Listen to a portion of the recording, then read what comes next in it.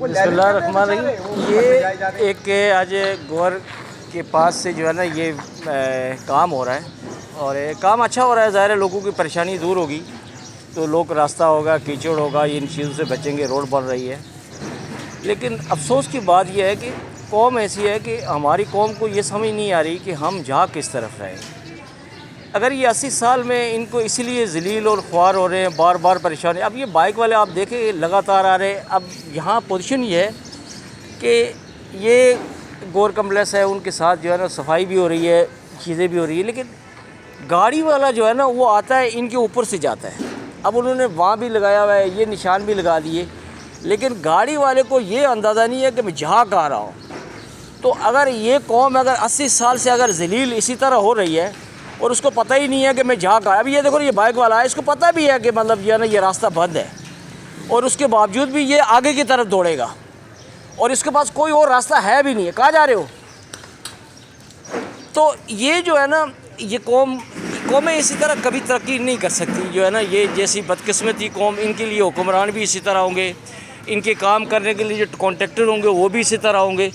वो अंदाज़ा ये करें कि काम हमारा है, हम डस्ट से बचे, हमारे गटर से बचे, गंदगी से बचे, डस्ट से बचे। क्या कहना चाहते हैं सर आप अपनी कौम के लिए क्या कहना चाहते हैं? आप कहें आप ये कौम का भाई ये कर करके ये तो इस उम्र को तो पहुंच गए, अभी तक तो सुधरे नहीं है। पता नहीं कब सुधरेंगे, कैसे सही होंगे, कैसे शऊर आएगा, कैसे लोगों को बताया जाएगा।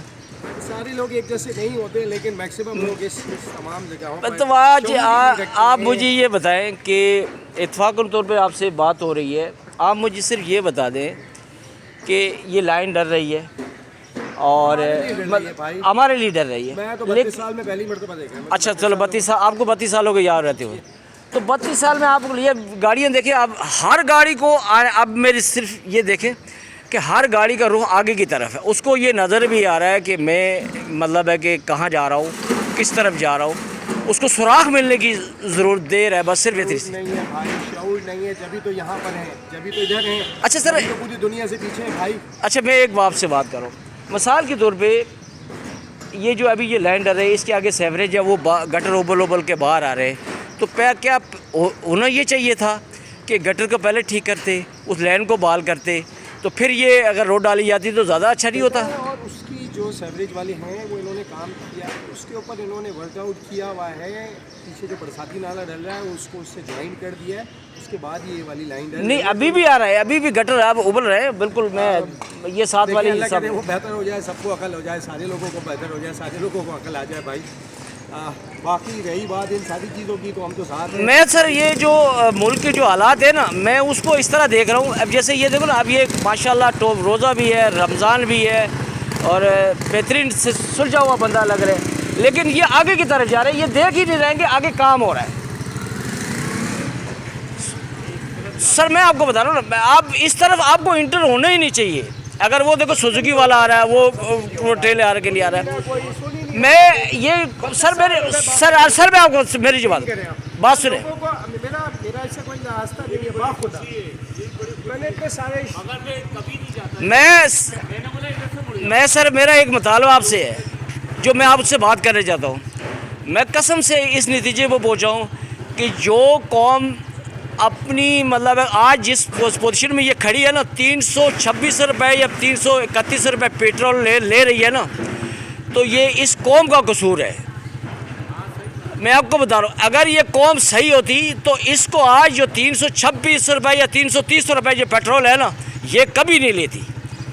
ये याद रखें। आज जो 80 साल से आप जलील हो रहे हैं ना, हाँ मैं वीडियो बना रहा हूँ, मैं 80 साल से आप जो जलील हो रहे हैं ना, आपकी पोजीशन ये है कि सर हम 80 साल से जो हम परेशान उठा रहे। मैं एक चैनल से वास्ता हूँ, बाय द वे मैं यहाँ से गुजर रहा था, लेकिन मैंने कहा कि मैं अपना फ़र्ज़ पूरा करके जाऊँ।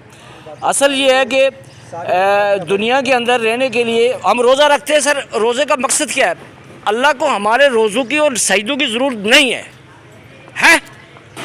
उसके चरिंद परिंद दरख्त ये हर चीज़ बेशुमार है पूजा करने के लिए, इबादत करने के लिए। तो मेन चीज़ मैं आपको बता दूँ, अब वो देखो सामने से गाड़ी आ रही है। अब मैं आपको उसको जूम करके भी दिखा रहा हूँ। अब वो भी आगे की तरफ आ रहा है।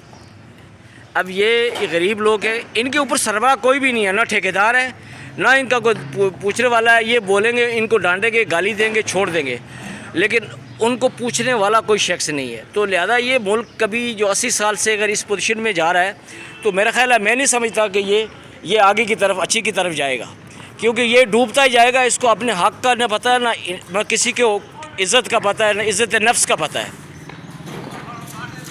आप लोग ना, ये आपके सुन रहे बात, मना करा फिर भी जोर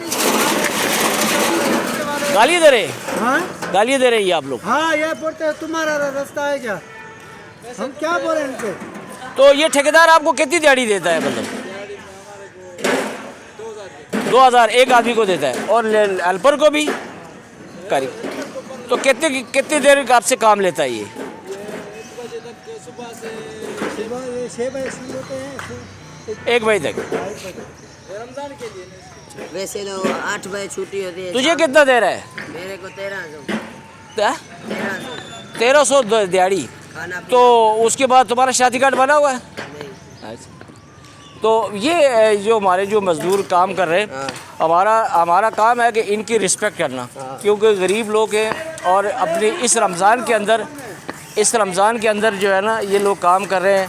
और आप देखें कि मेहनत देखें, ये आवाम के लिए। तो ये हालत है इस कौम की। तो बहरहाल मुझे तो ऐसा लग नहीं रहा है कि ये कौम को कोई फ़ायदा उठाएगी।